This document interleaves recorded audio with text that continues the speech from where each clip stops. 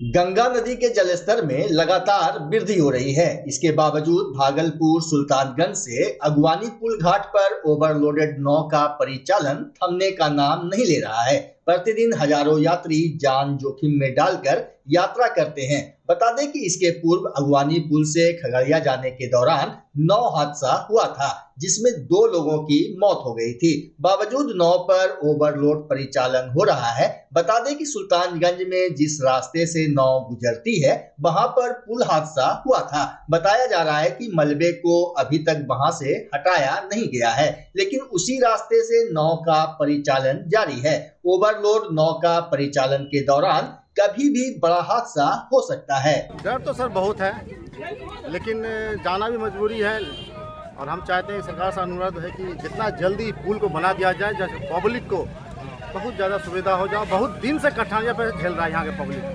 यहाँ के जो लोकल पब्लिक है ना, बहुत ज़्यादा कठिनाई झेल रहा है। आप देखिए कितने परेशानी से लेडीज़ को बैठने का जगह नहीं है, बच्चे को बैठने की जगह नहीं, ना ही ऊपर में छाँव है, कुछ भी नहीं है। और गाँव की भी स्थिति सही नहीं है। इसको भी बढ़िया से स्टीमर टाइप का होनी चाहिए इमरजेंसी के लिए, लेकिन नहीं है तो क्या कर सकता है पब्लिक। ये तो प्रशासन से लेकर के सरकार की जिम्मेदारी है कि पब्लिक को सेवा और सुरक्षा कैसे देनी चाहिए, लेकिन अब नहीं है तो पब्लिक तो थोड़ा मायूस और परेशान है। इसको आप मीडिया वाले से अनुरोध है कि इसको आगे तक परिचय दीजिए, बढ़ाएं, आगे तक बढ़ा करके सरकारों तक पहुंचाएं। जितना जल्दी हो पुल की निर्माण हो, बढ़िया से संचालन उस पर चालू कर दें। क्या नाम आपका? आज तक तो ऐसा कभी नहीं हुआ है यहाँ जहाज घाट में। हम लोग अपने प्रिकॉप्शन में लेके चलते हैं। साहब नाव तो डूबा है कई गंगा में ना, ओवरलोड की वजह से। मेरी नाव बड़ी नाव, जो भी नाव है सब बड़ी बड़ी नाव है। तो छोटी नाव नहीं है जो कहीं कोई तरह का बात हो। तो जिला प्रशासन का जो भी मानक है आप उसको फुलफिल करते हैं ना? नहीं, वो क्या, वो तो आप पैसेंजर हैं। जहाँ तक हो रहा है हम तो खुद जो है प्रिकॉप्शन में चलाना चाह रहे हैं कि भाई ओवरलोड नहीं चाह रहे हैं और चला रहे हैं, दोनों में अंतर है श्रीमान। क्या चाह रहे हैं या चला रहे हैं? चला रहे हैं। चला रहे हैं, यही तो हम जानना चाह रहे हैं। तो कितना जैकेट बताया आप? 12-14 तो मतलब 12-14 ही रहता है। इसके अलावा जैसे एक लाइफ जैकेट के अलावा और क्या क्या है? लाइफ जैकेट ही कहिए, वो आपका मतलब एक लाइफ जैकेट में जो है 4-5 आदमी जो है उसमें रसा बना हुआ है।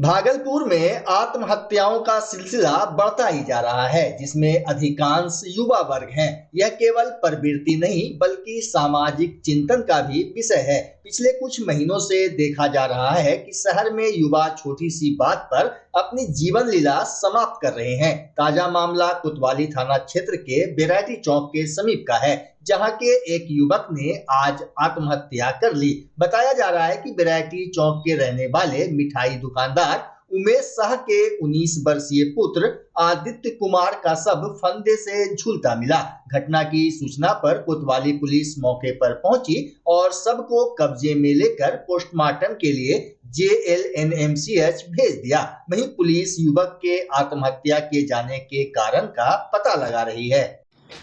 देखिए, मेरा नाम मान सुधाकर पांडे है। हम बेराटी चौक के बाबा हैं और ये बच्चा मेरा भतीजा है, बेटा है। इसके पूर्वज को पूरे कहानी जानते हैं। ये लड़का बहुत सीधा है, मारवाड़ी पाठशाला से पढ़ा है, आनंद नाम ढंडनिया से पढ़ा है। इसका पिता का नाम उमेश शाह है और वो प्रोग्रेस करता है और वो ज़मीन मकान उसी के नाम से है। अब मैं दुधेश्वर नाथ महादेव मंदिर का मालिक, सुजान बाजार का मालिक, ये लड़का मेरा भतीजा है। कैसे क्या हुआ ये हम नहीं जानते। 9 बजे तक हमसे बात हुई है जी। हाँ, ये भोग इसका कुछ टेंशन था कुछ लेकर के। ये कौन चीज़ लेकर टेंशन था ये हम नहीं जानेंगे, पर ये बोला था हमको कि चाचा आप आके सुलझा दीजिए। इसके खानदान में जितना भी केस होता है हम ही डील करते हैं। तो क्या मामला लेके आपको बुला रहा था? हमको बुला रहा था मोबाइल लेके जी। क्या मोबाइल का क्या इशू था? इशू क्या था, इसका हेरा गया था कि क्या हुआ था नहीं जानते हैं। मोबाइल वहाँ पे बहुत चोरी होता है। तो इसकी भी चोरी हुई थी। अब क्या हुआ था ये हम नहीं जानते हैं। वही सॉल्व करने के लिए हमको पिताजी से बात करने के लिए बोल रहा था। हमारा हार्ट अटैक हो गया है, हम 4 दिन कलकत्ता से पहले आए हैं।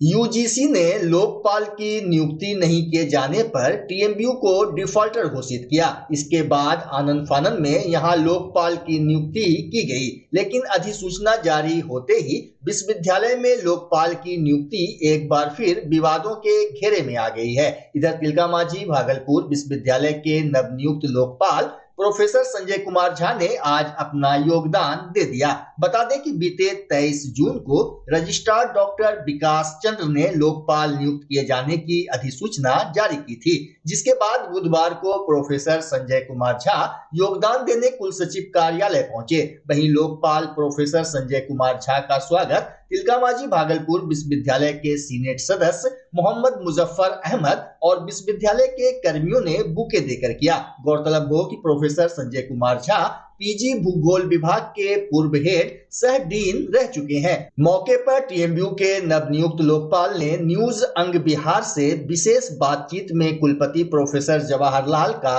आभार जताया और कहा कि वे नियम परिनियम के अनुसार ही काम करेंगे। हालांकि एक सवाल के जवाब में उन्होंने लोकपाल नियुक्ति पर सवाल उठाने वालों को गलत बताया और कहा कि मेरी नियुक्ति इस पद पर नियम के अनुसार हुई है। देखिए, यूजीसी के रूल एंड रेगुलेशन के तहत विश्वविद्यालय के हित में और छात्र के हित में जो काम होगा, मैं उसको ईमानदारी पूर्वक और निष्ठापूर्वक मैं करूंगा।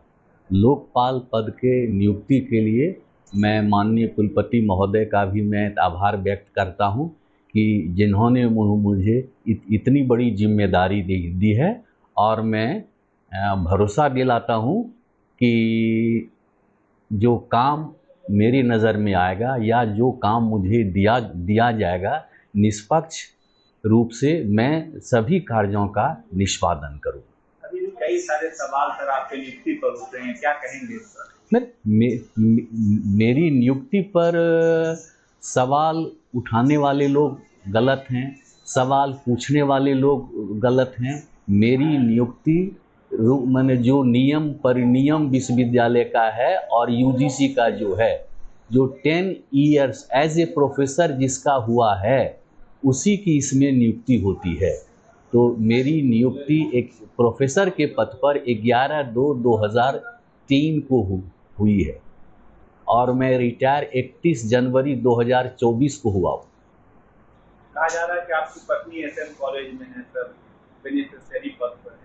अरे अब तो लोग कहेंगे कि मेरा बेटा इंजीनियर दिल्ली में है, मेरी बेटी इंजीनियर बेंगलोर में है, मेरा भाई नेवी में कोमोडोर है, मेरा भाई तो ऑर्डिनेंस फैक्ट्री में इंजीनियर है। तो ये सब तो जो है, ये सब अफवाह है। मैं अभी किसी व्यक्तिगत लाभ के पद पर नहीं हूँ। मैं भागलपुर विश्वविद्यालय का सेवानिवृत्त प्रोफेसर हूँ। डीन सोशल साइंस का के भी प्रभार में था, लॉ के भी प्रभार में था। मेरी पत्नी, मेरे बच्चे, मेरे भाई, मेरे पिताजी, मेरे अंकल, मेरे मामा मामी क्या करते हैं, ये तो बेतुका सवाल है। ये जो लोग प्रश्न पूछते हैं उन लोगों को ज्ञान नहीं है, उन लोगों को ज्ञान की कमी है। जिन लोगों को ज्ञान की कमी रहती है वही लोग इस तरह का बेतुका प्रश्न पूछते हैं।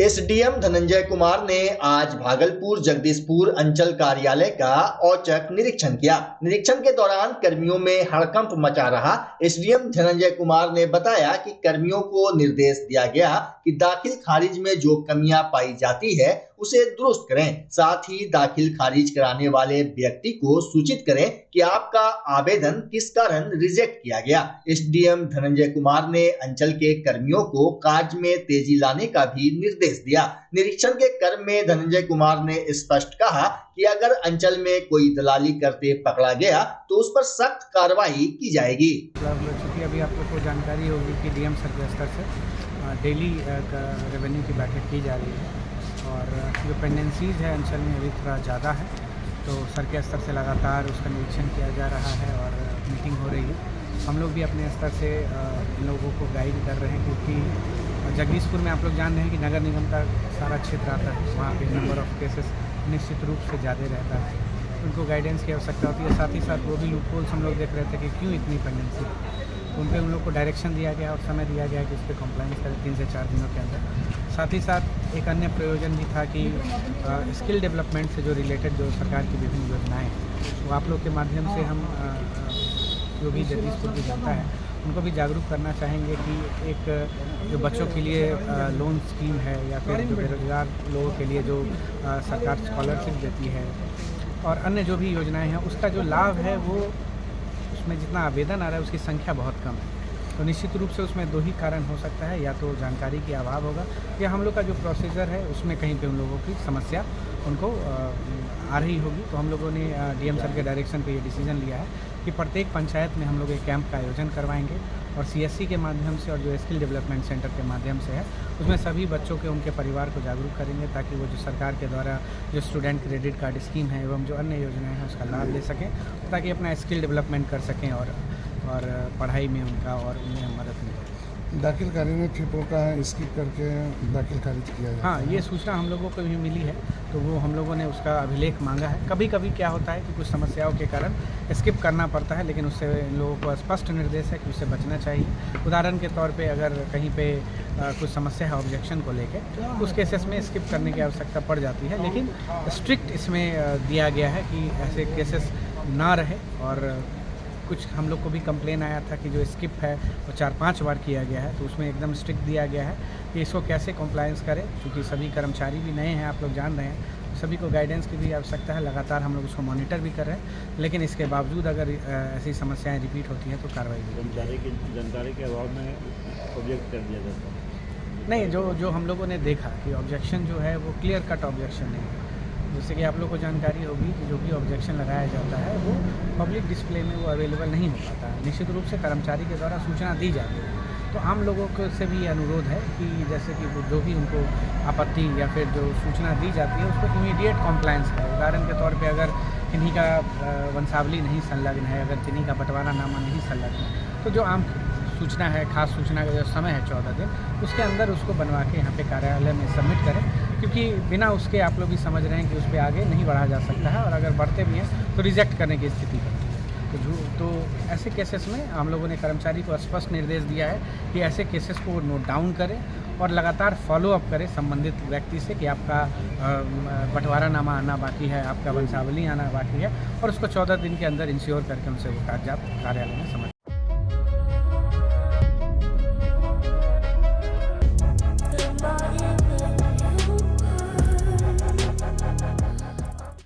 अंतर्राष्ट्रीय मादक पदार्थ दुरुपयोग निवारण दिवस के अवसर पर आज जिला विधिक सेवा प्राधिकार भागलपुर की ओर से कार्यक्रम का आयोजन किया गया। वहीं व्यवहार न्यायालय परिसर में शपथ समारोह का आयोजन हुआ। कार्यक्रम में प्रधान न्यायाधीश कुटुंब न्यायालय भागलपुर सुशील कुमार, एडीजे द्वितीय हमवीर सिंह बघेल, मुख्य न्यायिक दंडाधिकारी मोहम्मद फिरोज अकरम, प्रभारी सचिव जिला विधिक सेवा प्राधिकार भागलपुर के उदय प्रताप के साथ भागलपुर न्याय मंडल के सभी न्यायिक पदाधिकारी और कर्मचारी मौजूद रहे। वहीं सभी ने शपथ लिया कि वे कभी भी शराब, तंबाकू एवं अन्य किसी भी प्रकार के ड्रग्स का सेवन नहीं करेंगे और अपने परिजनों एवं सहयोगियों को भी ऐसा करने के लिए प्रेरित करेंगे। साथ ही कार्यालय परिसर को भी शराब, तंबाकू और ड्रग्स मुक्त रखेंगे। इस अवसर पर प्रभारी सचिव उदय प्रताप ने कहा कि युवा शुरुआत में शौकिया तौर पर धूम्रपान करते हैं, लेकिन बाद में वे धीरे धीरे इसके आदी हो जाते हैं। युवाओं को स्वास्थ्य के प्रति जागरूक कर ही उन्हें नशे की लत से बचाया जा सकता है। आज नशीली दवाओं के दुरुपयोग और अंतर्राष्ट्रीय तस्करी दिवस के अवसर पर आज व्यवहार न्यायालय परिसर में शपथ ग्रहण का आयोजन किया गया। इसमें सभी माननीय जजेज उपस्थित हुए और इस दिवस के अवसर पे शपथ ग्रहण किए। क्या संदेश देना चाहेंगे? सभी को नशीली दवाओं के उपयोग, दुरुपयोग एवं अवैध तस्करी के खिलाफ एक इस मुहिम में शामिल होना चाहिए और आज के दिवस पर इस बात का शपथ भी लेना चाहिए कि हम कभी भी ऐसी स्थितियों का में शामिल ना हो।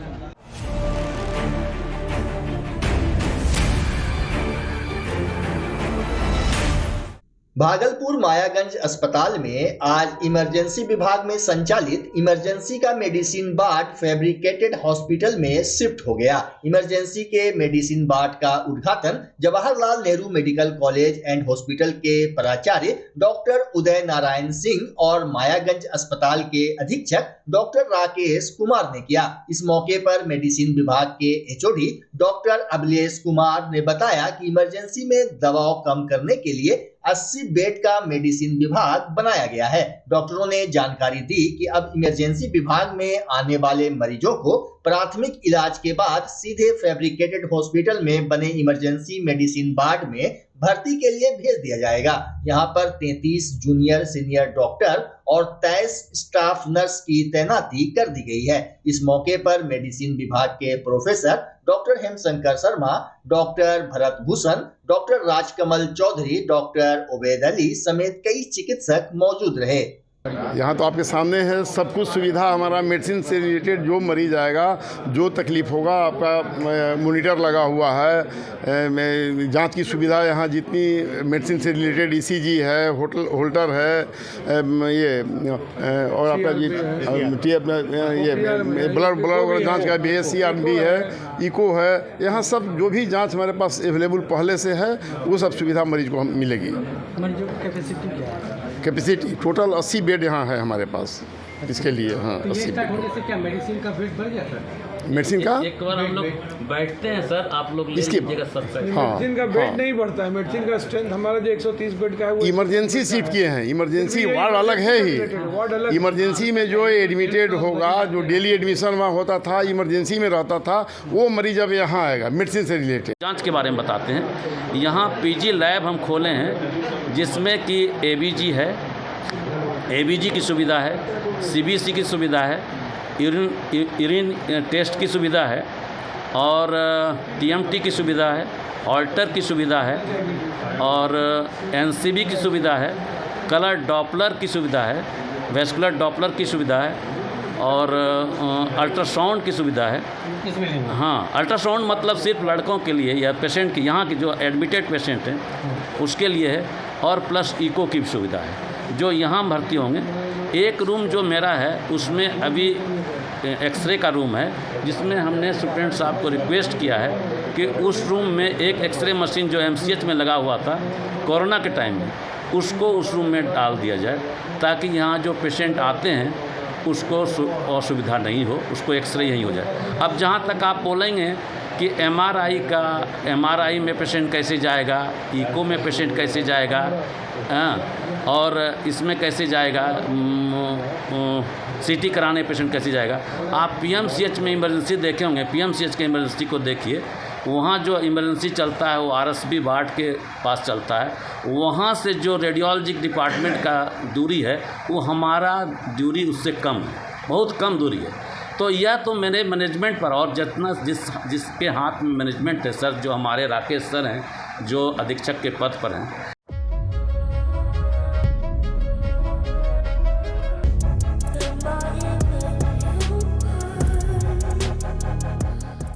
ट्रक गबन करने के आरोप में भागलपुर पुलिस ने मुर्शिदाबाद बंगाल से ट्रक समेत 2 लोगों को गिरफ्तार किया है। पीरपैंती SDPO 2 अर्जुन कुमार गुप्ता ने मामले की विस्तृत जानकारी दी। मनीष कुमार पांडे शेरमारी बाजार के थे। उन्हें कोरोना पीरियड में एक ट्रक खरीदा था, लेकिन उनकी हालत अच्छी नहीं रही, ट्रक की आमदनी नहीं हो रही थी तो किस्ती नहीं जमा कर पा रहे थे। तो इस फलस्वरूप उन्होंने पार्टी से बात करके उन्होंने तीसरे पार्टी को अपने ट्रक को किस्ती जमा करने के वादे के साथ उन्होंने उनको दे दिया। मोहम्मद शाकिर नाम था उनका, पाकुड़ के थे। लेकिन शाकिर ने भी 10-12 किस्त जमा किया। जमा करने के बाद फिर उन्होंने किस्त देना बंद कर दिया। अगर लापरवाही होने लगी तो कंपनी की तरफ से मैसेज आया मनीष कुमार पांडे को। मनीष कुमार पांडे ने अपना ट्रक शाकिर से मांगा, शाकिर ने देने से इनकार कर दिया। तब 2 अप्रैल को तिरुपति थाना में केस हुआ। केस के बाद अनुसंधान जारी हुआ। अनुसंधान जारी में मोहम्मद शाकिर को पकड़ा गया। मोहम्मद शाकिर जब पकड़ाए तो उन्होंने ट्रक देने से इनकार कर दिया, ट्रक के बारे में कुछ नहीं बताया। पुनः उनसे जब ये पूछा गया कि इस पर और क्या है तो उन्होंने बताया कि इस पर लोन लिए थे, लोन राशि भी वापस कर दिया। तब उस ट्रक कहाँ गई इसके बारे में पूछा गया तो बोले कि हमने कटवा दिया है, लेकिन वास्तव में उनके बयान में बहुत अंतर आ रहा था, लगा यह कि वो कटवाया नहीं है। फिर कड़ाई से पूछा गया, फिर भी नहीं बताया उन्होंने, तो उनके मोबाइल का जांच किया गया। तो मोबाइल के जांच में एक परमानेंट उनका एक ड्राइवर हुआ करता था, उसका नंबर पाया गया दालकोला में। पूछा गया ये कौन है, तो मेरा प्राइवेट ड्राइवर है और ये क्या लेकर गया, ट्रक लेकर गया है। कौन सा ट्रक, तो दूसरे का ट्रक लिया। फिर हम लोगों ने सोचा हो सकता है यही ट्रक हो, फिर हमने वहाँ पर टीम भेजा। टीम भेजने के बाद पाया गया कि वही ट्रक है जो मनीष कुमार पांडे सेलमारी का है। तो उस ट्रक को भी बरामद किया गया, उस ड्राइवर को भी लाया गया।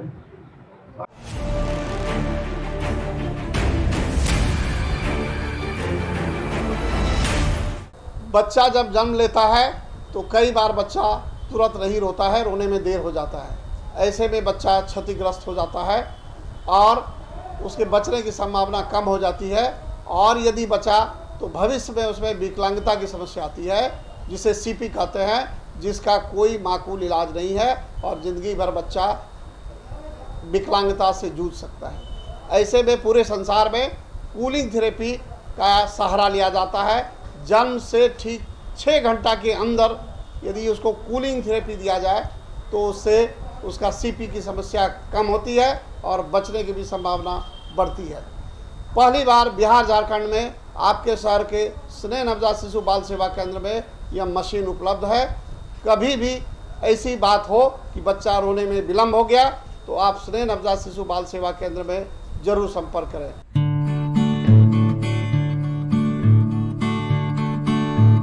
घर शिफ्ट करना हो या ऑफिस रीलोकेट करना हो, मेक माई शिफ्ट के साथ अपने सामान को सुरक्षित पहुंचाइए कहीं भी कभी भी। मेक माई शिफ्ट देते हैं residential and office relocation, long distance relocation, heavy machine shifting, packing and moving, international and intercity moving, car transportation जैसी ढेरों best services. Make my shift packers and movers. For bookings call 8298-181-018 या log on करें www.makemyshift.in।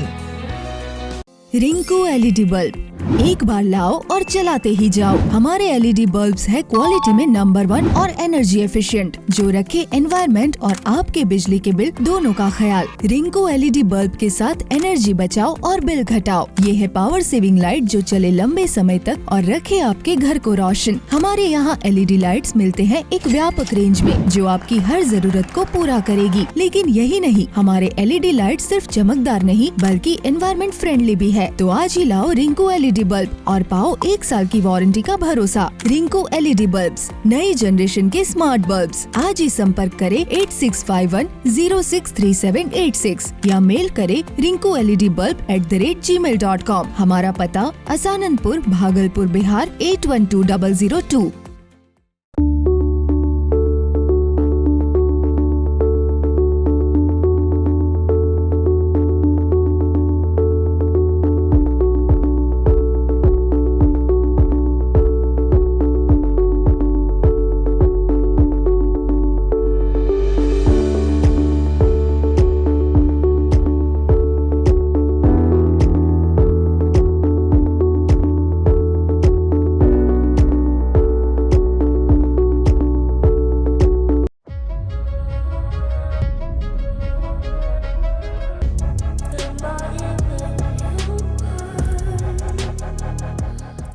Bhagalpur कचहरी चौक के समीप police वाहन ने एक कार में पीछे से 2 बार धक्का मार दिया, जिसके बाद कार चालक और पुलिस वाहन चालक के बीच आधे घंटे तक बहसबाजी होती रही। इस दौरान यातायात बाधित हो गया। घटना की जानकारी मिलने पर ट्रैफिक डीएसपी आशीष कुमार सिंह दल बल के साथ मौके पर पहुंचे और कार को साइड करवाया। बताया जा रहा है कि कुर्सेला निवासी रवि रमन किसी काम से भागलपुर आए थे, तभी कचहरी चौक के समीप प्रशासनिक महकमे के अधिकारी की वाहन गुजर रही थी। इसी बीच ट्रैफिक सिपाही ने कार समेत अन्य वाहन को रोक दिया। वहीं पुलिस वाहन ने कार में पीछे से 2 बार धक्का मार दिया, जिससे कार का पिछला हिस्सा क्षतिग्रस्त हो गया। ट्रैफिक डीएसपी आशीष कुमार ने बताया कि इस तरह की घटना कोई बड़ी बात नहीं है। मेरे पीछे से कोई है ना मंत्री सब आ रहे थे, प्रशासन सब यहाँ अंदर संग्रहालय में आने के लिए, ठीक है, उनको रोड क्लियरेंस के लिए हम लोग को रोका दिया।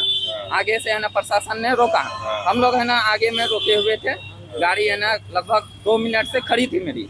पीछे से है ना ये पुलिस वैन आई और है ना एक बार पीछे से ठोका।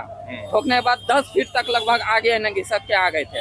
फिर हमने ब्रेक मार के है ना उतरने का कोशिश किया, तब फिर है ना वो दोबारा है ना पीछे करके ठोक दिया।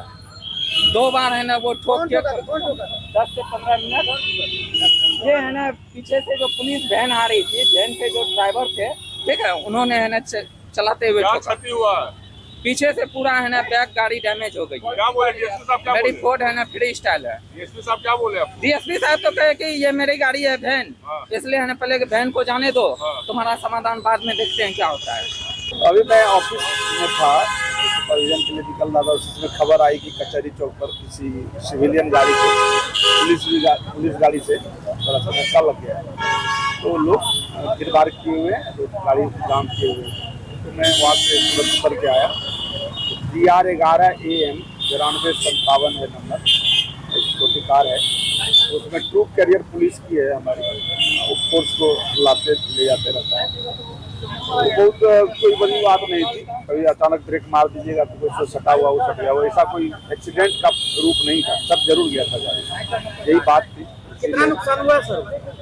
जो पूछे उनको बताओ कितना नुकसान हुआ। अभी पुलिस वाले हैं, ये ज़्यादातर यही कहता है कि भाई हमारा डैमेज हो गया, क्या तुम्हारा डैमेज हुआ ये तो बताओ। ये सब डैमेज दिखता नहीं है, उन्होंने जाम भी लग गया सर, यदि सम्मत कार्रवाई कराते हैं।